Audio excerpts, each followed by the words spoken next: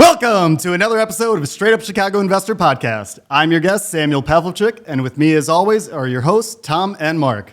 Beautiful. Beautiful. I'll take it. And this office is beautiful. We are on site at Pavlovcik Architecture, and this is awesome. Who would have thought the architect has a nice office? so well designed. He's got plenty of daylight passing through windows or rooms that don't have windows. But you guys did a lot of talking in this episode, and I'm thinking, man, this conference room is almost cooler than the underground. It has windows. Yes, there's windows. Like this a nice table. This table, We'll just start recording here. We're commenting earlier about we need to get a new table. So did you run? We're in River North right now. Did you have that portion of your life where you were coming down here a lot? So I got. Were you a spy bar guy? Oh my gosh, that's totally what I was thinking. I got to the end of the block. I'm like, man, all those spy bar nights, totally downstairs in that basement, had a lot of good times. So yep, totally remember all those. I was nights. more of a Green Door Tavern guy myself, but yes, we used to come down here a lot. My wife's sister lived down here for several years. It was always a fun time to come. Joey G worked at Spy Bar for 7-8 years, or under those guys that owned it. So we always took advantage of that. Well, she lived on Franklin across from it, and she lived there up until we were in our 30s, where we couldn't go to Spy Bar anymore. But you still hear those shenanigans at 4 a.m. Like, all right, we're getting too old for this.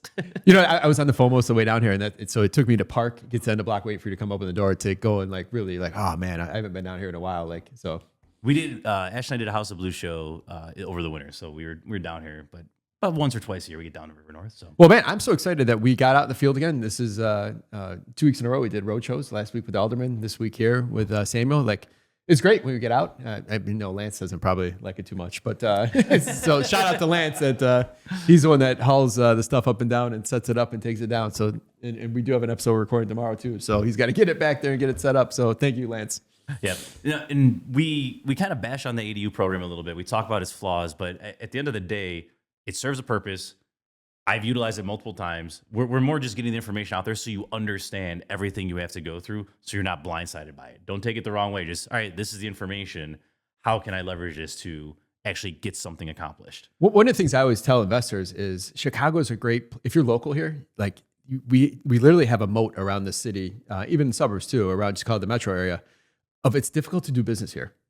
And if you got a guy, your insider, you got a team, that's why I always push build your team, because all the people on build your team, they know how to get shit done here in this city. So it's so important that when things like this come up, it seems very, it just kind of sucks when you really listen to some of it, but it's like, how do I figure out the gray areas? How do I find the workaround? How do I do this? There's always so much opportunity when you really break it down. Yeah, and you don't have to figure it out. Get a zoning attorney, get the right architect, get your contractor. Yep, build your team. Very easy. So. All right, what do we got for our housing provider tip of the week? All right, housing provider tip of the week. We're coming into the springtime, and if your lease renewal process failed, then you're thinking about renting out a unit. And I'm seeing a lot of listings with people send me hey, can you look at my listing? And a couple of things that I just want to point out that I'm seeing often is just overall order of pictures. This is a silly one. They said, I read a study a few months ago that said most people don't get past the third or fourth picture. So if you don't have your best pictures in the first 1, 2, 3, and 4 slot, there's a good chance they're not going to see your amazing kitchen at picture 7. So make sure you do that. The first 2 lines, I heard that they only get the first 20%. If you even make it to your paragraph, they're only going to get to the first 20%. So make sure you have awesome highlights and get rid of the amazing location, all that stuff. They kind of know where they're looking. So don't have the fluff in there and have the hardcore facts. Laundry and unit, 2,200 square feet, walk to the brown line. All those things should be in the first 60 characters of your listing. And then thirdly, I've used this as a tip before.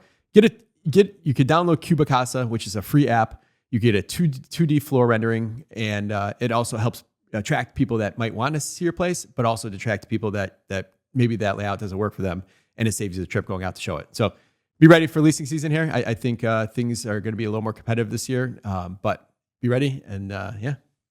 Well, to piggyback on that, the phrase that always pisses me off, that's just a waste of space, tree line street. You know how many streets are tree lined in Chicago? All of them. That should not be in your first sentence. Stop doing that. Stop. Well, if you're in the city, close to shopping, everything is close to, no matter what neighborhood you're in. This is lazy. You have something to walk to, so. All right, let's bring our guest in. So our guest today, we have done dozens of deals together. We have done zoning up changes. We've done ADUs. We have done administrative adjustments and the whole 9 yards here. Was on episode 97. episode 264. It provides a ton of value to investors in Chicago. And without further ado, Samuel Pavlovcik, thanks for having us here.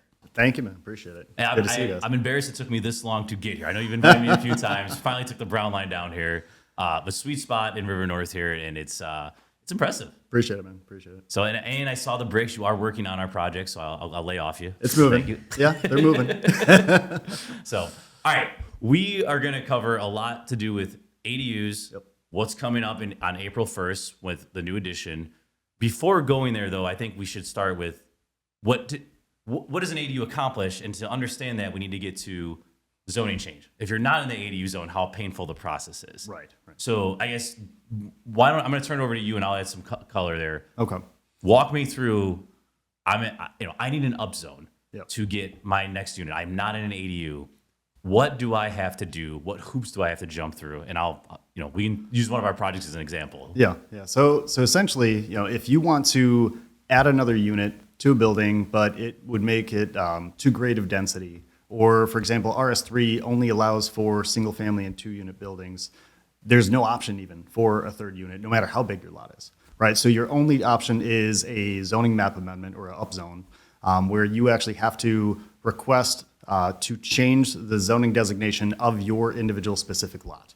So first and foremost, first hurdle is definitely the alderman. Without their approval, it's pretty much dead in the water. With it, it's still not a guarantee. But that's definitely going to be the first hurdle. There might be neighborhood groups and other committees and things that also want to get involved and have something to say about it. But you're going to end up needing to hire a zoning attorney, go through a whole formal process, formal submittal, a lot of paperwork and process and time that goes into it. Obviously, you're looking, what was the last one? 5 months, maybe? Yes. Let's use a real example here. So so the last one took us about 5 or 6 months. The one we're currently doing right now, we bought the building in November. Reached out to the alderman. You get a meeting, 2 weeks later. And this is, for context, this is in my ward. So I have a relationship there, which is great. And there was already upzones all around it from the previous alderman. So like we had we felt pretty confident going in. We're not just shooting in the dark here. I think knowing that precedent and knowing the temperature in the room is important before you go on this journey. Because nothing's a guarantee. For You sure. spend all this money on the zoning attorney, all the money on plans. It's like you're going to spend 25, 30 grand, and then you don't know if you're going to get the approval. But we bought in November, got the first meeting. He pawned us off to 2 different neighborhood groups. So those happened in December and in January. We got their buy-in and their approval. Did not have to do a committee meeting. Like I thought there was going to be, they could just say like, hey, next Wednesday, come to the library. If it was a bigger project, that would happen. Got through all that, got his approval. So now it's, early February. It's now going to go to city council on March 1st. Where basically it's rubber stamped unless he's got enemies, or if it was like some big gigantic project. This is too small for anyone to care about. Yeah. If it was a bigger project, though, like again, it's not a guarantee. And then it would get put into effect April 1st because they have to do it. And they don't just rubber stamp. They rubber stamp, but then they don't approve it for another month. That does not mean I can start building April 1st. That means I have the right to submit for a permit on April 1st. So now I'm looking at another, call it 45 to 60 days. So that takes us out to June-ish. And that is knowing what you're doing, getting out in front of it, November to June. Right. Which Yeah. is ridiculous. And I could still get turned down. For sure. And so again, to present to the community group, to present to the alderman, you had to get some plans done, right? We're not going to give, full detailed construction level drawings, but you need a site plan that is detailed and finalized for what the upzone is going to be. You need your architectural floor plans, elevations, just to show them what the building's going to be. So obviously that was, again, further investment into it, right? And the only other opportunity we had for crashing the timeline here a little bit was, again, taking a little bit of a risk and doing a little bit more investment where we actually submit for the building permit just for a zoning only review.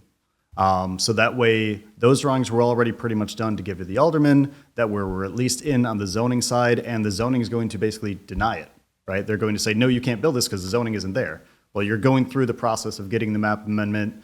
So, at least we were able to kind of overlap some of the schedules with the drawing time as well as while all these reviews are going. But again, that's all investment ahead of time without any guarantee at that point. One thing I want to throw in there real fast, we're talking a lot about zoning today. And, before people get caught off guard here, you can go to Straight Up Chicago Investor and download Samuel's zoning cheat sheet. because that a lot of what we're talking about here, they could reference. So straight up Chicago investor zoning cheat sheet, I believe it's right there on the homepage. You guys can download that and follow along as you listen to this episode. Yeah, and that's also important because you don't just say like, oh, I want to add a unit. You have to go and say, I need R4, I need R5. You have to come in with a specific zoning request on what's going to happen here. So we just walked through that timeline, which is 6-7 months. So if you're a developer and you're looking to do something, I'm going from 4 units to 6. Like this isn't like a giant project here, comparative to some of the other ones here.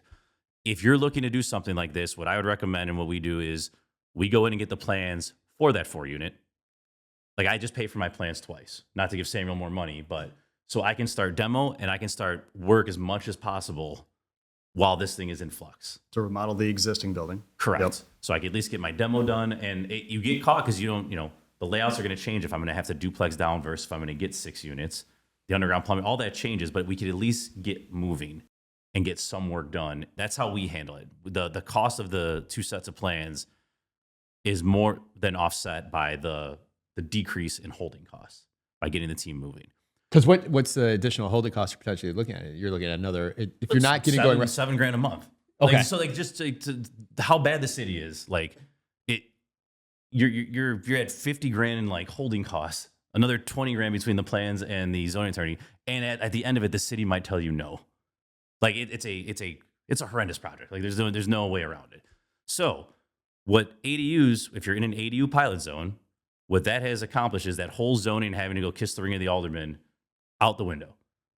If you are in an ADU pilot, you do not have to go through everything we just talked about. You get to go right, you get to submit your permit day one. What it did not eliminate, though, is the Department of Buildings. So you still need to submit your permit, and you still need to make sure the building is in complete compliance.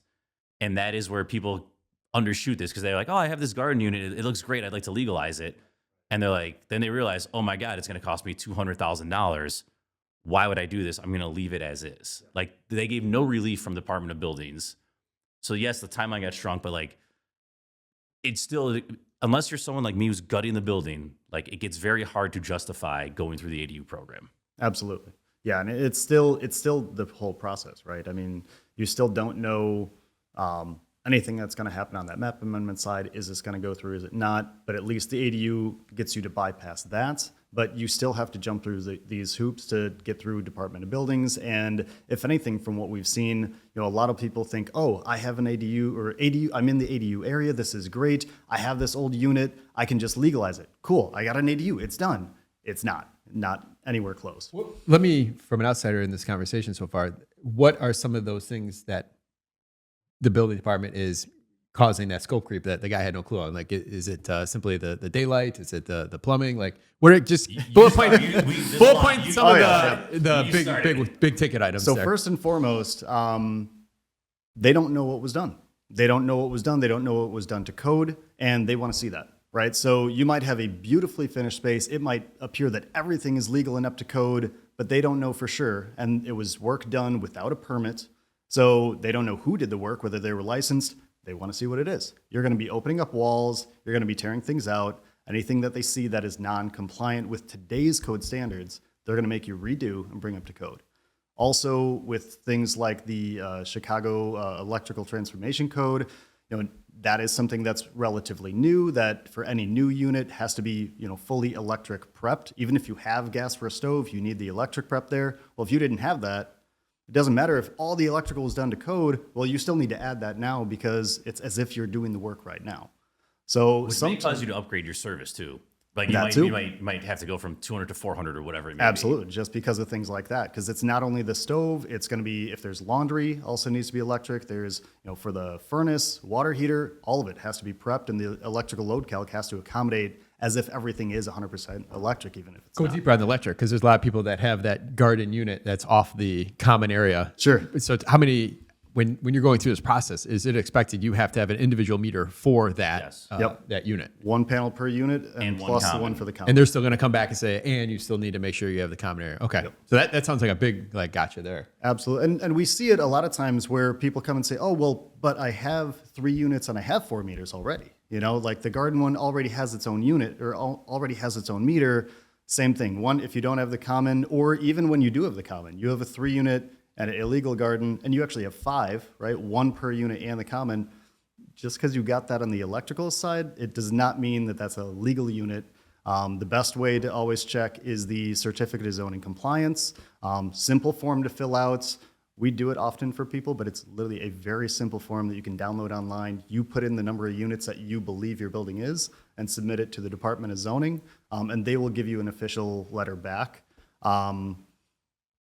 They're not always the most reliable, which is kind of funny, and they can be argued, and we've done that in multiple cases, and sometimes there's really no logic behind what they are defining the building as, so if we can give them more evidence, we've been able to overturn those, but that's a huge issue as well. Like, you might have bought what you thought is a 3-unit building, and it turns out that it's apparently only 2, which is why that's supposed to be a required item at the closing.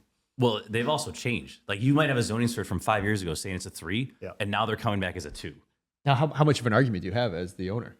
Sometimes they like, so Lance's deal was the exact same way. We did this on Lance's deal and we argued and we got it. But I know Bree Schmidt called me the other day. She's got one where they're not accepting it. Yeah. It's completely arbitrary and it's completely just, it's like a third world country. Like, it's just like, there's no rules. Like, it's insane how loose it is.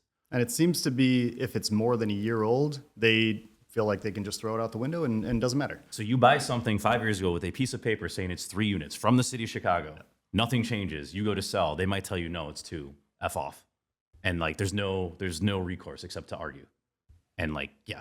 So anyways, other big ticket items that get people, if you're not at 7 feet, you're screwed. You have to gut the unit. Because you have to dig down. It doesn't matter how nice, like, you were done. Like, the whole thing has to get gutted. 7 feet from, they talked about, you got rafters, you got open ceilings sometimes, you got ductwork. Like, it's going to be your main finished ceiling, just floor to ceiling in the main areas. There is a limitation for how low your soffits can be and how much area the soffits can take up. The soffits for ductwork and plumbing can be lower, but there is still a limitation. But yes, ceiling height, clear ceiling height is definitely a big one. Same thing with light and ventilation. So your windows need to be placed, because it is a separate unit. It has to be measured 3 feet to the property line. Doesn't matter if your neighboring lot is vacant, they measure it to the property line, unless you own that lot, then you're great. And if you are less than 3 feet, that is going to be a huge concern. And we've experienced this one before as well, Yes. that really your only recourse at that point is to get an easement agreement drafted with the neighboring property to give you those extra 2 inches that you might need to reach that 3.0 foot limitation. If it's a duplex unit, you're going first floor to basement, it can go down to 2.5 feet. But when it's a separate unit, they require 3 feet, and they're measuring it from the face of the wall to the property line. I always would keep say- your neighbors in good like, that's why I heard there is like, you never know when you're going to need your neighbors. Yes, and what Samuel's, just to be crystal clear for everyone, that is your light and ventilation. If the window is too close, if you don't have that 3 feet, you don't get credit for that light. Every room needs its own light and ventilation, so you will not be able to get a permit without the It easement. won't be able to be habitable space. What about glass block versus straight glass panes? They're not going to count it. That won't, Still. so glass block will not count towards your. Right, not to light and vent. And again, a benefit for Chicago is you don't need egress windows in the basement. You don't need window wells, so that's nice. But you're probably going to be looking to be replacing, if you have glass black windows, unless it's like in a bathroom space or something. Yeah, they're probably going to need to be replaced. If you have glass block windows through your entire unit in the basement, it's probably a good sign that's not really a legal unit. Yeah. Another key one is water service. Yep, that's a right? big That's one. definitely been a big push. The water service size, which we've now found a much better process for actually getting the existing water service records from the city, and it's been quick and easy for us, so we've been doing that on every project, just so we can validate what the city says you have versus what we might even see or might even measure. We've seen things on site where someone swapped the water line, but they just dug it like a foot down and changed it to a new copper pipe, and they sold the building with a new 1.5 inch service. It's not a new 1.5 inch service, you know? So we get the city records because that's what they're going to base it on anyway. They don't even care what's there. They're going to just base it on their records. This is the water line, to be clear for everyone listening. This is the water line that comes from the street Yes. to the building. Has to be a certain size based on you potentially adding the unit. Based on the number of water fixture units, so the number of plumbing fixtures within the building. So if you have more bathrooms, you think that's a benefit. Right. You might just, Even if you're not adding a unit, if you're adding laundry or if you're adding a bathroom, like, technically you should be going through this exercise. A lot of people don't, but you should be going through this exercise and then updating the water service accordingly. Now, I've been in the situation where the water surface was across the street, which is a bigger problem, right? You have to go across the street. It's gonna be Maybe more talk- money for speak to sure. that, I Yeah. guess. Dude, we had to cross Addison right by Wrigley Field. Yeah, cross New England. Addison? Yeah, Oh my twice. So we've had to do that. The one in Logan Square, we had to do had bike lanes on both sides. So you get the CDOT permit, the Chicago Department of Transportation, for the sidewalk and for the street, and then like we had these special bike ones that like whatever the number they tell you, you have to pay it. Like there's no there's no way around it. Like you were paying, and then you're paying the tap. You're also paying a they call it a tapping permit, like to tap into the main line, like the right to get the water that's already coming to the building. You are paying a permit for that as well. And you're responsible for closing the street up and paving it too, correct? Correct. And That's how I got my first lawsuit, was from that. it's funny. My first lawsuit was similar. That the guy didn't get paid by the subcontractor didn't get paid, so it was a mechanics lien, and then it turned into a lawsuit. But it's damn water services. But I had also changed out the vault. Like they made me replace the vault. It was in the median, and I had to switch that all out too one time. Wow. Yeah, fun stuff. Yeah. All right, so if you're not already gutting a building and accounting for all this, it gets very hard to rationalize doing an ADU program. And just for some statistics here, and again, we're going to talk positives, but I just want to like set the table of For like, sure. this is what's happening. So since 2018, Los Angeles also came out with an ADU program.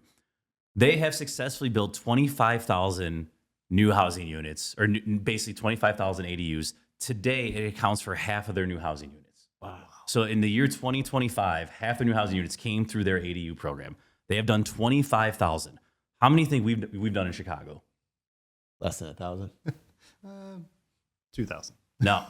There's been 374 permits. Wow. So like, serious? some of those might have done 2. Some of those might not have done any, right? Sure, A permit sure. gets pulled and they say, screw it, I'm not going to do it. So we're somewhere between 3 and 500. Wow. So we are less than 2% of Los Angeles, like with our ADU program, just to show like how minimal of effect it has had on the city and adding units, and like how poorly thought through it was. Well, think about this. We're talking about all this extra money you got to spend, 200,000 unit, whatever it might be. Even if it was 100,000 unit, think about all that money that goes back into the economy, in addition to solving the biggest problem that we've ever talked about on this podcast, which is lack of housing. Like, it's kind of crazy how the city just puts kind of handcuffs on it and slows everything down. Yeah. Now, all that said, that is also where the opportunity is, right? Because it is hard, because not a lot of people are doing it. Like that's where you can look at it and say that is opportunity. So I'll put the positive spin on it. But yes, this is not to scare you off. It's to understand, like, don't just because that MLS listing says, oh, it's ADU, like It's an you ADU got to know area. what the hell you're doing. Right. So the ADU, like going back to it, like we mentioned some of the issues with it, but it does eliminate that entire zoning process that we talked about, going to the alderman, going to the community services, like the community groups. It eliminates all that. It serves a very good purpose. Again, you have to be prepared to be gutting a building though. Like I think that's the caveat, or building the coach house. Now, in April 1st, everyone's like, oh, it's going citywide. Let's talk about what's actually happening here. Then we'll jump into some of the specific changes. Sure. So the citywide expansion coming in, it, again, has been officially voted. It is officially coming. That being said, there's still quite a few blanks and quite a few question marks that they have not really filled in. But the biggest change is that they're now including B and C districts, so B1, 2, and 3, as well as C1 and 2. So that means now for business and commercial districts, you can add both conversion units and or coach houses, which is definitely a big impact. Also the RT and RM districts, again, citywide, but the RS districts have actually gotten maybe a little bit more restrictive and are definitely going to be a lot more dependent on the alderman in the specific area. Yep. So let's start there. Going citywide, like just like picture. We'll talk about the commercial, the B1 and the C1s. For the residential, everyone's like, oh, it's going citywide. Your alderman has to opt into the program. Is that correct? From my understanding, the alderman has to opt in, as well as the fact that they can also keep some of the limitations that some of the other districts like the South, Southwest, and areas have, where you might be limited to how many ADUs are permitted per block per year, or it has to be owner occupied for you to be able to get an ADU. Yeah, they can put whatever Restrictions they want on there. And then it also changes if the alderman gets out of office. So you might get it approved. And now if it's already approved, it's going to stay. But it doesn't mean that that's what the neighborhood's going to be in 2 years. They have the right to either add, the new alderman has the right to amend as he or she would like as well. So it's this like fluid process. Also, you mentioned the south and southeast, which probably like the areas that need the most. Going back to how little it is, I forgot which one, but one of them had one permit.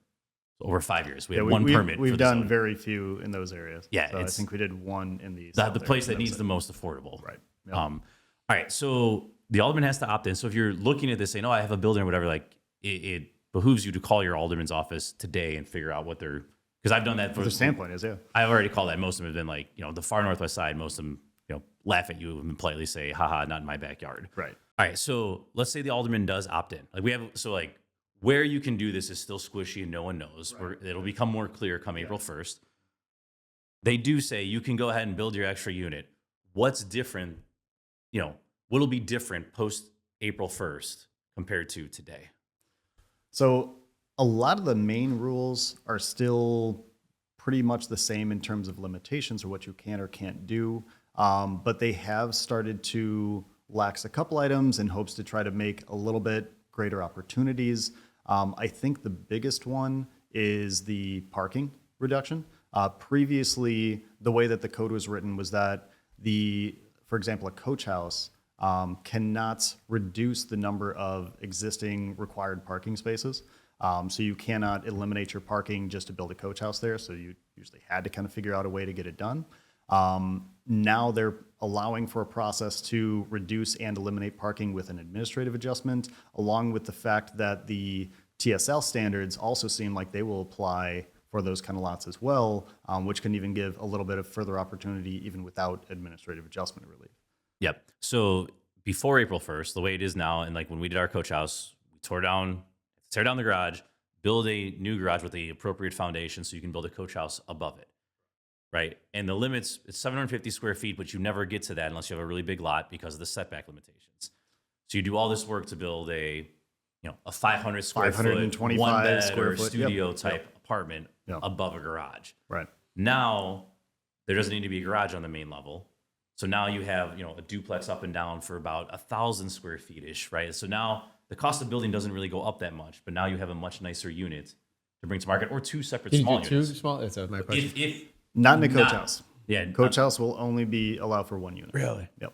So you at least have more square foot space. Yeah. Yeah. So it could help justify the cost of doing it. Because right now, unless you're in like a prime Lakeview or a prime Lincoln Park, the cost of the coach house is just so hard to justify a 500 square foot apartment. Right. And again, because you are extending your sewer line, you're extending your water line, you maybe need the water service upgrade just because of that. A lot of people we've found start doing just a separate electrical service to the coach house because it's way easier than dealing with the rest of the building. Don't even run gas. Everything's electric. Right. And what we've seen just in our experience, and again, if the numbers are like 200 to 300 ADUs that have been approved, I mean, we might be almost a quarter of that. So that's pretty impressive, I guess. Because I didn't think it was that many, but I'm personally over 1% of the city. I get, yeah, there you go. So what we've seen, and even just kind of in talking about the benefits and disbenefits for various types, like for the coach houses really did seem to be much less opportunistic unless we saw someone doing a new build anyway, because then they could already just establish all the new utilities and just be planning in advance, or unless it's really in one of those areas that's really going to make it justify the cost. What we saw was the basement conversion unit seemed to be the most affordable or opportunistic, like best option for the most people. But still, as we talked about, there's a lot of limitations and issues with them. And for the attic conversions is another opportunity. I think we had maybe one or two people pursue it and never ended up going forward with it because the attic ones are now going to cause an issue from the FAR requirement standpoint. And a lot of times you don't have the space anyway. So with the changes, I mean, at least the coach houses still don't apply. When you get into the B and C districts, it's just limited to the rear 30 feet. And again, you mentioned they eliminated the maximum square footage of the 700 square foot. But again, you'd really only hit that until you had like a double wide lot or oversized lots. But there are still other conditions that you have to comply with. So one, they now have an administrative adjustment relief to where you no longer need the 15 feet between the two buildings if you have a lot that is less than 125 feet. And that could be 124.9. So that's great. It's still an administrative adjustment request, but Well, you pick up 5 feet on a 25 or 35-foot lot. That's another 150 square feet. Right. Yeah. That you yeah, have for that living you have space. for the opportunity, but you do still have to comply with the rear yard open space requirements for the front building. So Yeah. if you have a RS3 zoned lot that's already 2 units, you have to give 450 square feet of rear yard open space with the 15-foot minimum dimension anyway. So you might not be able to even pursue that option. Could you And get that around doesn't that count with the roof deck. deck? Yeah, so to say, can decks count towards that? Like a square roof footage? deck on the coach house. You can, but that would need to now be, how are you getting a public access to that roof deck? So, Yeah, but they there have to- might they be some have to opportunities, access but it. Yeah, right. It's got it. essentially the open space for the front building because the coach house does not require the rear yard open space. Got So it. there's always a little bit more caveat that goes into it. So some of these changes sound like they're providing some relief, but you're still going to end up hitting some roadblocks along the way for other issues. You know what just hit me? It's sad of that small. It's even more sad that small number that we've gotten done so far. Think of how many of those were already occupied at maybe $1,100 or $1,200 just as like legal units. That's it. Not to get off topic here, but like the city's got to come up with a plan for those 2-unit non-conforming basement that has a Right. tenant in there to just be like, pay this fee and it's legal. Yes. Right? Like, all right, hey, like we'll give you the zoning starts showing it's a 3, like so the value of your building goes up and now your taxes go up. Yeah. And like it's a fair trade-off. Like there's more taxes coming to this city and you're above board. Like there's just got to be a better solution to all this. And again, I can understand that the city's concern is from the safety Safety, perspective and yes. this and that, but maybe there's a limitation of requirements that you need to comply and not 100% today's code standards, right? So maybe they at least set forward a path of, okay, look, we'll work together. You don't need to fully gut everything, but we need to see what's there from a reasonable level and make sure that it's safe. That if safety is a number one concern, then you shouldn't really be too worried about the electrical transformation code, right? Yeah. But yeah, I imagine more homeless people are freezing on the streets in the winter than they are dying in fires in garden apartments at this point. Like, I would think so. not saying you're going to rent to them, but either way. So going back to the coach house, one of the red tape that did get added though is the apprenticeship program, which, correct me if I'm wrong, that's only for the coach house. You do not need this For the conversion unit. for the conversion units for the garden units. Can you explain this to the listeners? So this one, honestly, I do know probably about the least about, but it seems like from what I was understanding, for coach house buildings, the general contractor has to sign up for and accept a apprenticeship program. So I'm not sure exactly what that process is or the There's paperwork only behind like it. 20 of them right now in the Because city of it's Chicago. Yeah, is it statewide or city registered? I don't know. Okay. Yeah, there's not a lot. Right.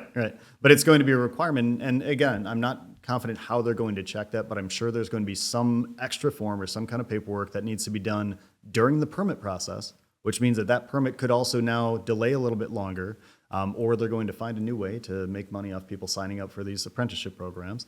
But now at least the coach houses were able to be self-certified, but if that's another hurdle to get through or something that's going to add some time, it's still a little bit up in the air until we figure these things out.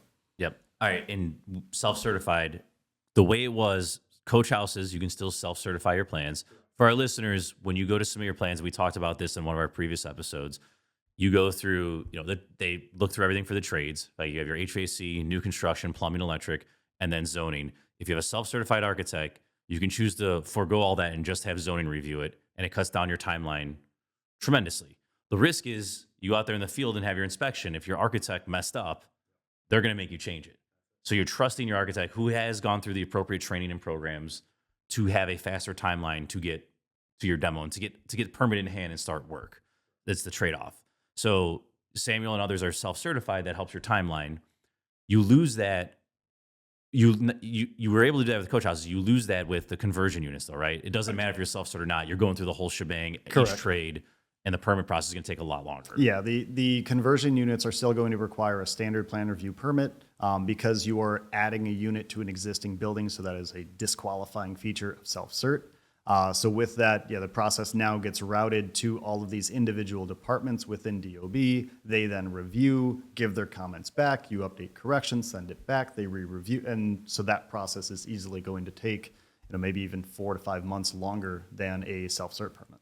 Yep. So again, if you're going in for an ADU, like, and you're let's say you're doing other work to the building as well, it might be advantageous to do the 2 sets of plans. Right. Here's my plans for the top floor, and just show like you're leaving the basement or duplexing it down.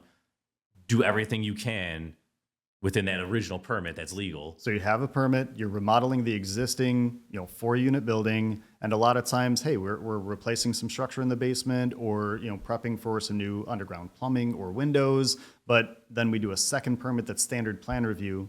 So you have the one permit, you can be working 100% legally as long as you're not finishing out that basement unit yet. We While get the you second wait for permit the simultaneous. Yep, for the new unit in the basement. Yeah. Again, a little more costly, but it cuts down on your time constraints. All right, it cuts down on your holding costs. All right, let's go over now. This is actually kind of exciting. The B1, B2, B3, C1, C2. So from my understanding now, the biggest changes are we can now build a coach house. And also, and I didn't understand this from the first one, is when you have like, let's call it B3 zoning or B1 zone, I'm not very familiar with these. Sure.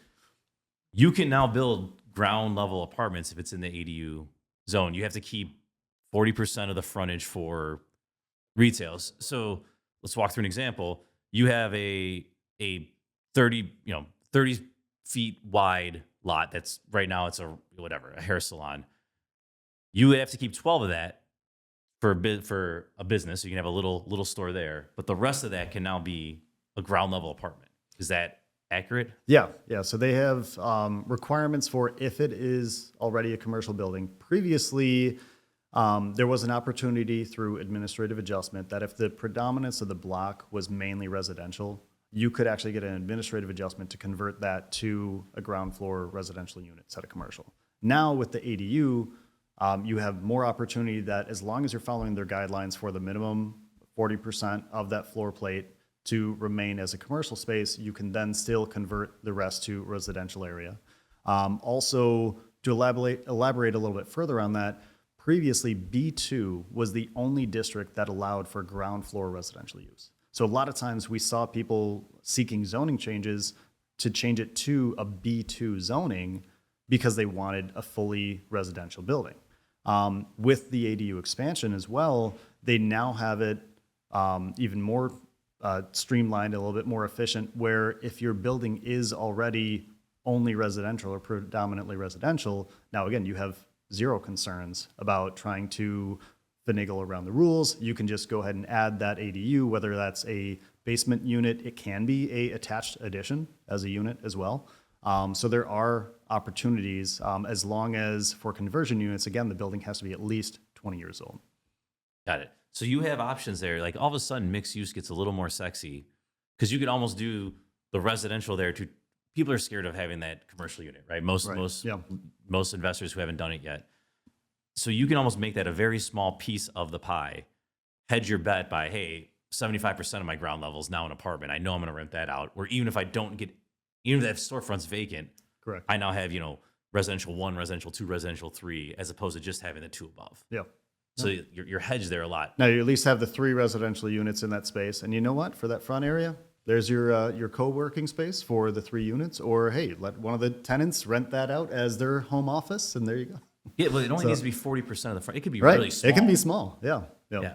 How converting ground level commercial versus a garden, like how much easier is that? We went through all those painful gotchas. Like, is it usually already some of those things already in place? You'll still run into several of them, right? I mean, the water service can still be an issue. Usually, ceiling height is not going to be a problem, right? But light and vent can still be an issue. Harder too, because you're probably it's like a townhome. You're probably attached on both sides. On B and C zones, you had 0 required side setbacks. So a lot of these buildings really are lot line to lot line or very close. So you need to find a way to get light either from the front only or the rear only.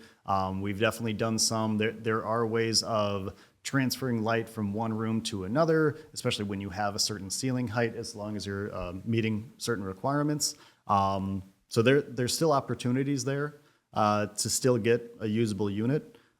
Again, a lot of times what people might get stuck doing is instead of having a 2-bedroom unit, you have a 1-bedroom unit with a den, and Yeah, you that can't is call it a acceptable bedroom, but because it's not a sleeping room, and as long as labeled and used that way, it's not a sleeping room, but you have the space. yeah. All right. So that's one of the positives that's come out of all this, I feel, right? Like, I think that's a big opportunity because pricing right now for, at least up by me, like for retail is very, very light. Um, and you now, like, and a lot of guys go and try to develop their 20-unit building and get shot down. This is a much like smaller, simpler way to get, you could add the coach house in back as well. All of a sudden, like this little storefront area became, a nice 4 or 5-unit building in a good spot. No. And another change with that as well is, as you mentioned with the coach houses, just the fact that that's going to be allowed. That's probably the biggest impact with this expansion is now coach houses are going to be allowed in all these areas. Again, they're still not necessarily the most cost-effective means of getting that additional unit, but at least there's a lot more opportunity that was something that purely would not have been allowed. And we also have the opportunity now that if your building allows, they still have the limitation for how many units you can add, how many ADUs you can add to a certain building. But if you're able to add more than one unit, you can now add a coach house unit and a conversion unit if you're able to add the two. You'll still need to meet the rent restriction requirements for 50%. So you would choose probably the conversion unit is going to be, your rent restricted area median income, but the coach house now can be, whatever you want to charge. Yeah. So let's break that down real quick before you go further. So if you have 1 to 4 units, I believe in residential, you can only add one, right? Like Correct. But in these scenarios where you can add more than one, Correct. every second unit needs to meet affordability requirement of 60% AMI. Yes. So you look up the AMI, figure out, do the math, talk to your architect, talk to someone to help you if you need to. And so that's for affordable housing, which makes sense. You can only charge that amount. Correct. Right. So your quote unquote better unit that can generate more income, you want that to be the one. You want that to be your first one, not the one, not your second one getting helped by AMI. And same thing, if you have a bigger building, you're adding 4 gardens or whatever. First one can be market, second one affordable, third one market, fourth one affordable. Every other is capped by that 60% AMI. Correct. Yeah. Yep. All right. So just break, not that a lot of our listeners aren't going to add 4 ADUs to a building, but that's the way it would play out for you. So, Yeah. All right. And again, we're kind of, I spent enough time ranting about the program, but at the end of the day, we've leveraged this multiple times. Like this does work. There are opportunities here, right? Even though it's fallen short, like you can lobby, you can complain, but at the end of the day, these are the rules. Let's figure out a way to work within them that makes sense. So like, just to kind of recap, like what I would say is know your alderman. Even if you're not planning on upzoning, just maybe test the waters. Like, dude, could I just add 2 units off the back here? Let's see what the appetite is. Like you never know until you kind of start testing the waters a little bit. Understand the ADU, understand what actually goes into it. Surround yourself with the architect and the zoning attorney.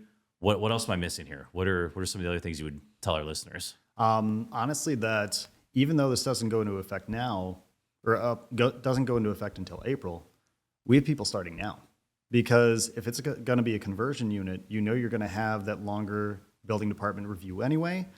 So we have more than one client who's already started developing plans, getting things designed, and getting ready to submit for the permit, even though we know zoning will deny it until this April comes around and finishes. The building department process can actually begin, and we can start overlapping those so the lawn part can timelines. get taken care of. Right. So the lawn part can kind of get taken care of now. So you're going to be first in line as soon as April does hit, and this comes into effect. Now, if the rules change, or all of a sudden the alderman says, nope, you know what, we're going to require this, or we're not going to allow it, well, that's the risk you're running there, right? Yeah, talk to your aldermen, right? Because they might be, like you said, they might have certain restrictions. It has to be owner occupied. Like they can do whatever they want. But that is also only for RS districts. So RS1, RS2, RS3. If it is not RT, for the RT or RM or any of the B and C, it's going to be the alderman does not have any say. It is what it is. Right. Yeah. So you're safer there. And also, if you're RT or RM, like you're already in a good spot. Like I don't know what the tangible value is, but like you have a much more valuable lot because you have so much more opportunity. You have so much more opportunity to build or do whatever you want. Yeah. Flipping the question now, what are some of the like mistakes you've seen going through the ADU program? I think just honestly, just being prepared for what some of these huge costs are going to be, or just, again, running into these issues of light and ventilation and trying to deal with neighbors or trying to deal with other like aspects that sometimes they're just unforeseens, but the best thing you can do is just arm yourself with as much information, try to get, as good of understanding, and, be asking these questions. And I fully agree, talk to your alderman, talk to people in the community, try to learn from their mistakes, right? Before you jump in too far and realize, you don't have a backup plan. Yeah, if you're banking on this, like Yeah. that's not a great strategy, right? Like this thing needs to be, a single, a double, and then if I get my zoning up change or if I get my ADU, like great, it's awesome. Right. But like It's a benefit. It's not a rely. You need to have a plan B because it's tough. Like you don't know if it's going to go through. For sure. So, anything else? No, that's a lot. I hope this wasn't too negative. No, it was super informative, and there's nothing else out there like this right now. So this is perfect because you read through a lot of this stuff, and there's so many questions. And you guys did cover a lot of gaps that, even in my knowledge, from me trying to put us all together just to prepare for today, it's like, oh, it's good. So Yep. And so we talked a lot about zoning episode 407. So we go back and listen to that one, and then we had Samuel on both on 97 and 264. And 97 was the 101 on zoning a long time ago, and 264 was this about ADUs before April 1st. So if you need a refresher on that, that's also a good one to go back and listen to. And we also package these all up. I think that's what we need to do. Here's everything to know about ADUs from everyone here. So cool. Ready to wrap? Yep. All right. What's your competitive advantage? How have you been able to do all this while others architects wish they could? I think just the knowledge basis. Again, the volume that we have and the understanding that we have in dealing with the city of Chicago and the feedback that we get from the community. We work with a lot of investors. We work with a lot of developers, and we want to understand what their struggles are, because our goal is to help people figure out how to do this and how to do this the most efficient way. So I think that's definitely been one of our advantages, and part of it has just been trial by error, right? I mean, some of these things, like we said, they're still not defined, and I would not be surprised if by April 1st, there are still just as many question marks as there are now.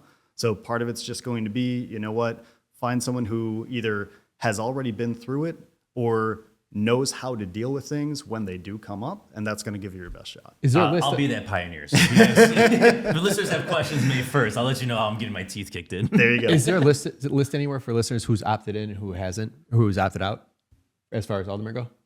No, I have personally Nothing called more. aldermans in my ward, and like I've gotten. I know some that are out and some who have said, "Oh, we're going to see how this develops." Blah blah blah. Now, And can they make that change of opt in, opt out anytime? Like they could do it a year from now. Like, is that no one knows. Like I don't know. probably Is loosely there a so rule? they could? I mean, I don't know. What is, and correct me if I'm wrong. The 5 pilot zones are staying. Yes, and that's what it seems for all of the RS districts. It seems like if your RS property is in one of the pilot zones, and that's already It's not for going sure, away. right? It's not going away.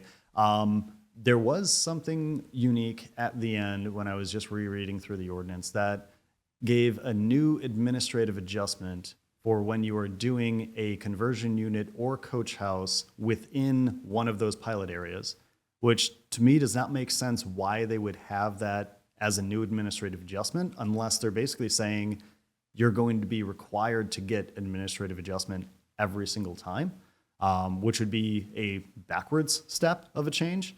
Again, the administrative adjustment process compared to a map amendment or even a zoning variation is significantly less of an impact. And again, we usually handle those internally. You don't need to hire a zoning attorney, but it can still add another 45 days to your permit process. And all of a sudden, guess who's getting notified? Your alderman. Yep. So I'm not sure if that was their intentional to almost say, look, we still have these areas, but we're still giving the power to the alderman. So that was actually kind of a question that I ended up with after rereading through again. But so that it sounds like the areas are still there. They're still defined. That hasn't changed, but how they play the rules might be up in the air a bit. We'll see. Sorry, I screwed up our rapid fire round. No, we're good. All right. What is the one piece of advice you would tell someone that is yet to buy their first property here in Chicago? Talk to Tom and Mark. If it's zoning or art, I'm going to send them to you then. No, yeah, absolutely. So, All right, what do you do for fun? Ride motorcycles, snowboard, play with my kids. I remember this is going back. Now you have your nice company and all this here, but when you were the guy doing doing the actual site visits yourself, you showed up on your motorcycle day one. I was like, yep, this is my architect. Absolutely. Absolutely. Like, the weather's nice, dude. I got to commute it. Might as well. All right. What is a good book, podcast, or self-development activity you recommend for our listeners? Let's see. The Toyota Way That's a good one. book. Yep. I love that one. I think that really helped in business for sure.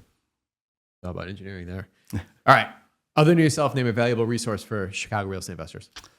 Honestly, the zoning map, Chicago zoning map, I think is still fantastic. They've continued to add tools to it, the TSL areas. All of that is actually a very useful tool and a lot better than a lot of other cities have, for sure. Yeah. You've helped me too, like, seeing how is it really a 30-foot lot? Like, you can do the measurement there. It's not perfect. But Yeah, it's not always guaranteed, and we've even seen the address numbers be incorrect. So make sure you get that survey. Don't just rely on that zoning map. But yeah, no, it definitely helps a lot. Yep. Also, I'm going to give a plug. Tom Moore, as a zoning attorney, is fantastic. I think you hooked us up with him. But like on the zoning side, when you have to go fight these, like, that guy is fantastic. I've had to use him before. He's a bulldog. Like, even just trying to get a hold of me, he's a bulldog. Like, he'll call you over and over again. Like, he's awesome. He knows his stuff inside and out, and then it's Chicago. He knows the ultimate. Yes. Like, that's He's been around. that's a very important thing for you. So, all right. Samuel, thank you so much. You provided a ton of value to our listeners. How can they learn more about you? Is there any way they can provide value to you?